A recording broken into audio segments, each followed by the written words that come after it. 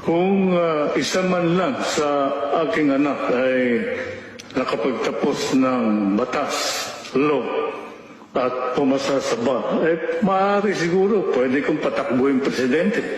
May advantage ka kasi pag ikaw ay nagtapos ng batas, law graduate, abogado, ay kung wala kang natapos, paano mong bibigyan ng solusyon ng problema ng bansa? Nakakahiya ka. Pabaksak ang Pilipinas.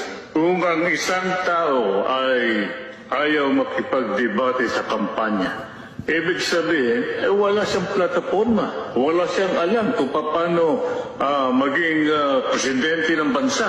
Hindi, influence peddler lahat yan sa Malacanang. Ano ang mangyayari sa ating bansa kung ang papalit isang drug addict, walang degree? Kailangan ng taong bayan ay isang gobyernong tapat at ang sa ganon ay umangat. Anong silbi ng pagkakaisa kung ang iboboto naman ninyo ay ang mga nagkakaisang magnanakaw? Ay kayo bahala sa buhay ninyo.